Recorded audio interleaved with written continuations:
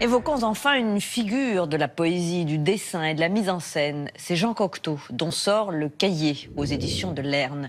Son œuvre est toujours audacieuse, comme en témoigne par exemple sa collaboration avec Erik Satie et Picasso pour le ballet Parade, qui fit scandale en 1917. Mais Cocteau fut aussi un visionnaire, découvreur de talent, de Raymond Radiguet à Jean Marais. Ses disciples, Pierre Bergé, Ariel Dombasle, témoignent encore aujourd'hui de son amour de la liberté et de l'avant-garde. Alexia Gaillard les a rencontrés.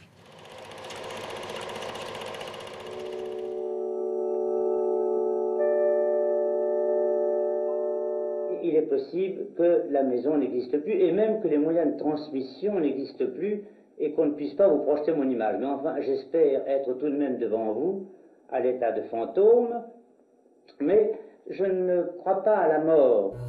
Visionnaire non dénué d'humour, peintre, metteur en scène, Jean Cocteau est une des figures majeures de la première moitié du XXe siècle.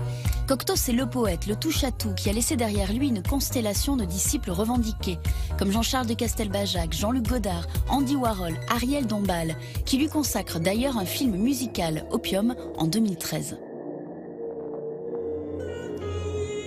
Je fais partie de la petite secte des enfants terribles de Cocteau, qu'il admire et qui essayent de comprendre ses principes et ses préceptes.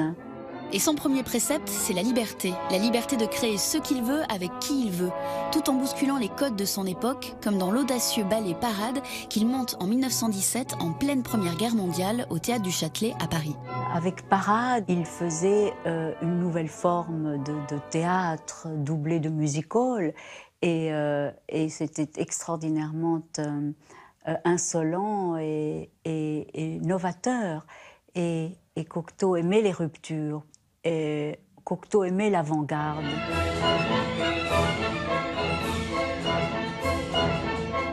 Cocteau a l'idée de faire appel pour la musique à Erik Satie, qui est à l'époque connu dans les cercles musicaux parisiens, mais pas plus, et qui survit, on peut dire, plus qu'il ne vit, et à Picasso, qui est aussi un artiste cubiste, alors extrêmement avant-gardiste, connu dans 2 galeries à Paris. Avec Parade, le trio infernal Cocteau, Satie, Picasso fait scandale. Le scandale de Parade a eu lieu presque le jour de Verdun. Et alors, je vais vous expliquer pourquoi. L'intérêt des hommes était porté vers autre chose, vers les cathédrales en ruine, vers les poilus. Et Paris était une ville déserte, une ville à prendre. Et nous l'avons prise. C'est là qu'a eu lieu la grande révolution de l'art. Cocteau est de tous les projets artistiques de son époque. Il dessine pour Chanel, pose pour Man Ray et pour Modigliani. Ami de Proust, il fréquente les mêmes salons, les mêmes quartiers.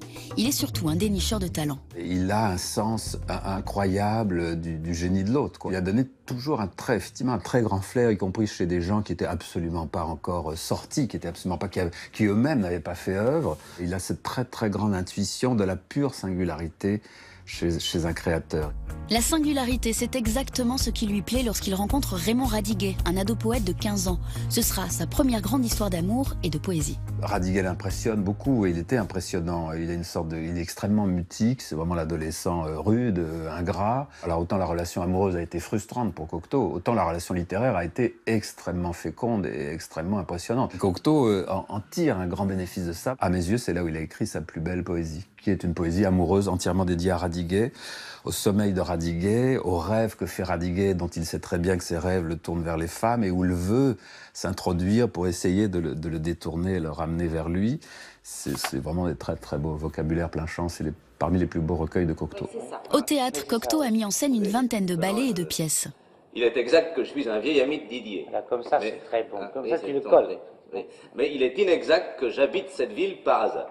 Il va même jusqu'à offrir son seul rôle théâtral à la chanteuse Édith Piaf avec Le Bel Indifférent en 40.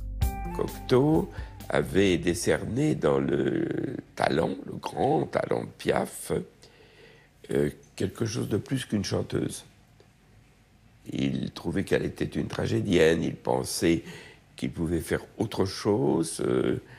Donc il a décidé de faire pour elle Le Bel Indifférent. La pièce aura un accueil mitigé. Cocteau renouera alors avec le succès populaire avec son film La Belle et la Bête en 47, où il dirige son homme, Jean Marais. Il avait un côté Pygmalion, c'est vrai. Et il aimait transformer les gens. Marais a été créé par Cocteau, façonné par Cocteau, aidé par Cocteau. Il y avait en lui tout ce qu'il fallait pour devenir un acteur.